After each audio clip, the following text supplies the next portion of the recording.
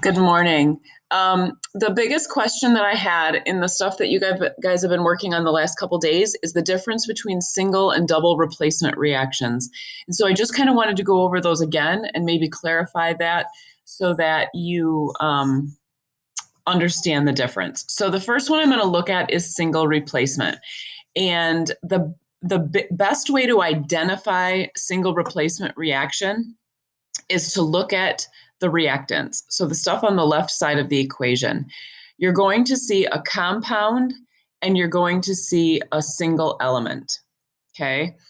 A compound and a single element. So here's an example of a single replacement reaction where you have the single element is zinc and the compound is the copper 1 chloride or copper 2 chloride. So this is a single replacement reaction because what's going to happen is the single element is going to replace one of the elements in the compound. Okay, so in this case, the zinc replaces the copper.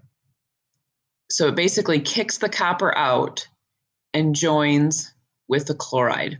So I think in the video that you watched in the Ed Puzzle, he talked about dance partners. And here you have a couple that's dancing, and then you have the single person that basically walks up and replaces one of the dance partners. Okay, so now this guy has to go sit by the wall all by himself.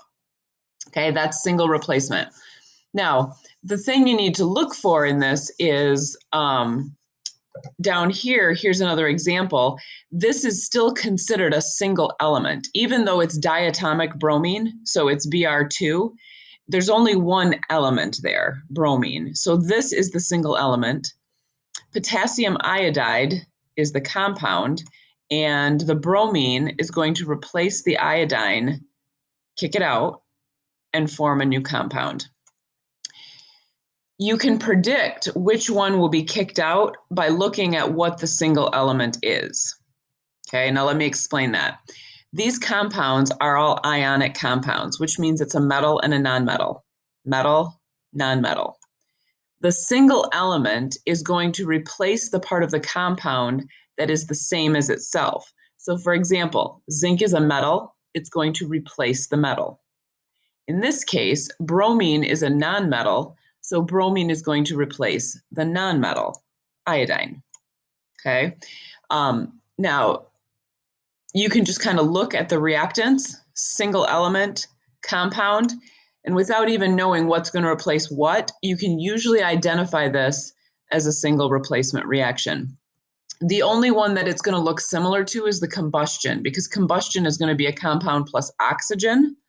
But the products are different. Combustion's products are always, if you remember, carbon dioxide and water, and that's not the case with single replacement.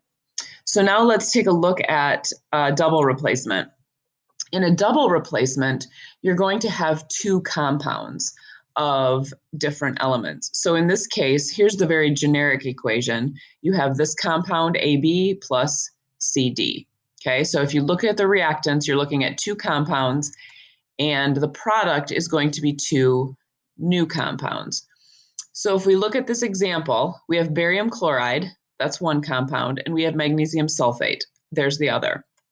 And basically what happens in a double replacement is that the cations are going to switch partners. So if we go back to the dancing analogy, it's basically like the two pairs that are dancing switch dance partners. So the cations will swap, and barium, who was with chloride, will go with sulfate. And magnesium, that was with sulfate, is going to go with the chloride.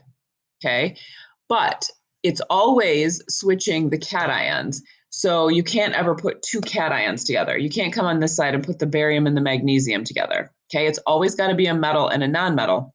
So here it's a metal and a nonmetal. Here it's a metal and a polyatomic ion, or a negative anion. So it's always a positive with a negative. Same thing here, a positive with a negative, positive with a negative. Okay, so just switch the cations. And again, you can look by seeing that it is two compounds as opposed to the single replacement, which would have been just a single element and a compound. You could ignore this stuff down here. For right now, we're not going to get into that. So hopefully that clarifies this for you. And if you have any further questions, please email those to me.